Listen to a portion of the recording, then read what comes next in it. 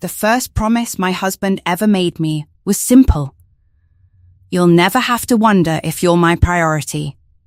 I believed him.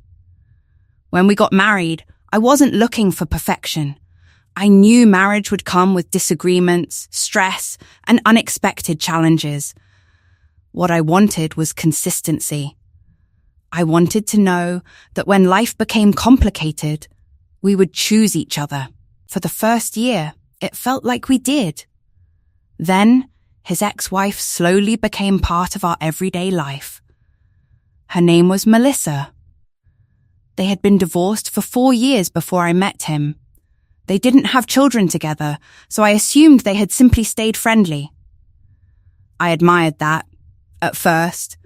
If she needed help moving furniture, he went. If her car broke down, he left dinner with me to help. If she called late at night because she was having a rough day, he answered every single time. Whenever I looked uncomfortable, he smiled and said the same sentence. She's just part of my past. You're my future. I wanted to believe him. So I stayed quiet. Then, our anniversary started changing. Our second anniversary dinner had been planned for weeks. An hour before our reservation, Melissa called. Apparently, she had locked herself out of her apartment. My husband looked at me with an apologetic smile.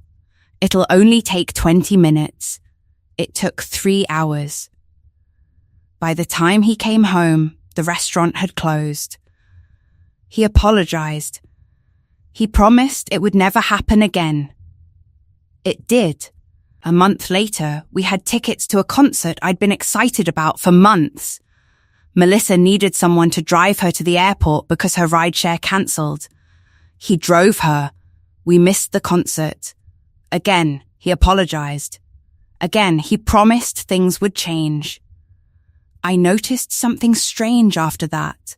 Every promise he made to me came with an excuse. Every promise he made to her came with action. If Melissa asked him to be somewhere at 6, he arrived at 5:45. If I asked him to come home for dinner at 6, he'd text at 6:30 saying work ran late. If Melissa needed something repaired, it was done that weekend. If I mentioned the loose cabinet door in our kitchen, it stayed broken for 8 months. The cabinet wasn't really the problem. It was what it represented. I started feeling like the emergency contact in my own marriage. Important when convenient. Replaceable when someone else called. One Saturday morning, I asked him if we could spend the day together. No phones, no errands, just us.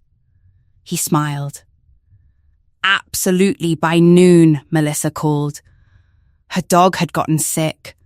He grabbed his keys before I even finished asking where he was going. She doesn't have anyone else. I looked at him quietly.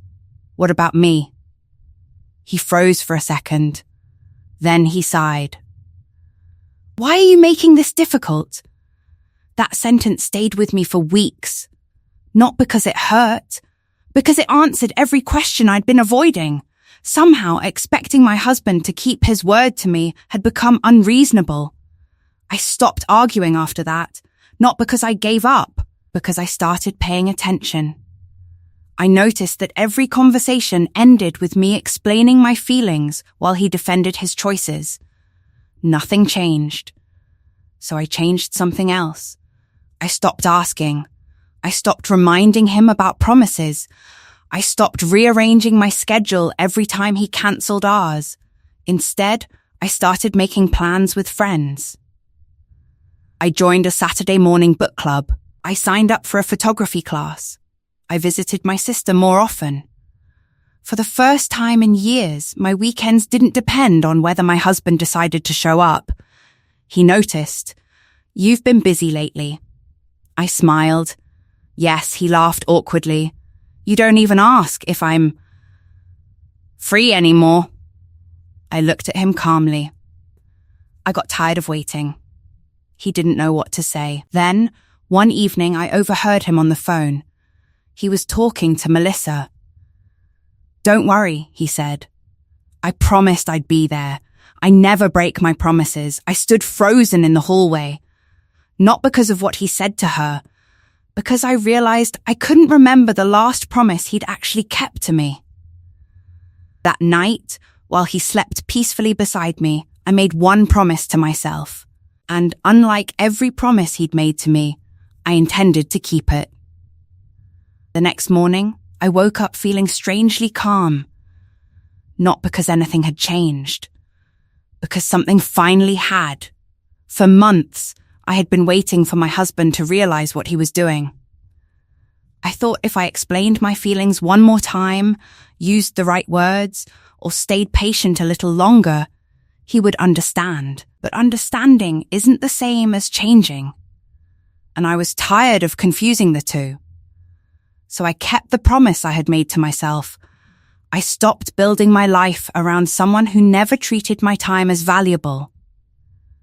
A few days later, he walked into the kitchen while I was making coffee. "Melissa needs help this Saturday," he said. "I'll probably be gone most of the afternoon." Normally, I would have felt disappointed. I would have reminded him that we hadn't spent a weekend together in months.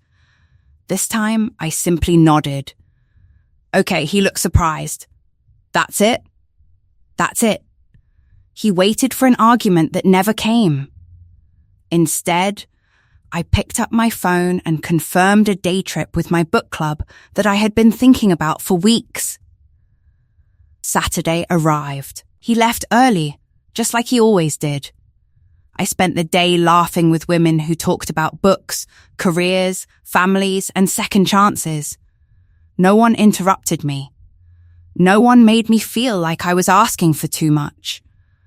On the drive home, I realized something. I hadn't checked my phone once. I hadn't wondered when he would come home. For the first time in a long time, I had enjoyed my own life instead of waiting for him to include me in his. Over the next several weeks, my routine continued. I took photography walks through local parks. I had dinner with friends. I volunteered at a community library on Wednesday evenings. The more I invested in myself, the less I chased his attention. One Friday night, he came home earlier than usual. The house was quiet. I wasn't there. When I returned 2 hours later, he was sitting on the couch. "Where were you?" he asked. "I had dinner with friends." "You didn't tell me." I smiled gently. I didn't know I needed permission. I was hoping we could spend the evening together. His words caught me off guard. Not because they were romantic, because they were familiar. I had said those same words to him dozens of times. I was hoping we could spend the day together. I was hoping we could have dinner. I was hoping you'd come home. He had always found a reason not to. Now he understood what it felt like to come second. Over the following month, he started noticing things he had ignored before. He noticed the empty chair beside him at family dinners because I had made other plans. He noticed that I no longer reminded him about appointments or handled every detail of our household. He noticed that our conversations had become polite instead of hopeful. One evening, he finally asked the question I had been waiting to hear. "Are you giving up on us?" I looked at him for a long moment before answering. "No, I'm giving up on convincing someone to choose me." The room fell silent. He looked down at his hands. "I didn't realize how much I'd hurt you." I nodded. "I know. I thought helping Melissa made me a good person." It probably did. He looked confused. But being a good person to someone else doesn't excuse breaking promises to your wife. That sentence stayed between us. For once, he didn't defend himself. He didn't explain. He didn't tell me I was overreacting. A few days later, he asked if we could go for a walk. As we sat on a bench overlooking the lake, he admitted something I never expected to hear. I kept showing up for her because it made me feel needed. Then he looked at me. "I stopped showing up for you because I assumed you'd always be there." There it was. The truth. Not another excuse. Just the truth. I can't change what I've done, he said quietly. But I want to change what happens next. I took a deep breath. I hope you do. But this time, I won't believe promises. He nodded. I understand. I'll believe patterns. That became our new beginning, not because everything magically improved overnight, because real trust isn't rebuilt with emotional speeches. It's rebuilt through small, consistent choices. He started protecting our time together. When we planned dinner, he kept the reservation. When we made weekend plans, he honored them. If someone else asked for his time, he learned to say, I already have plans with my wife. It wasn't about choosing between me and his past. It was about finally respecting the commitment he had already made. And if he hadn't changed, I would have kept the promise I made to myself. Because I had finally learned that loving someone should never require abandoning yourself. The strongest boundary I ever set wasn't a loud ultimatum. It was quietly deciding that my self-respect would no longer depend on someone else's priorities. That decision changed everything. If this story touched you, please comment and subscribe. I have one question for you. Have you ever stopped chasing someone's attention and found peace instead? Let me know your answer below.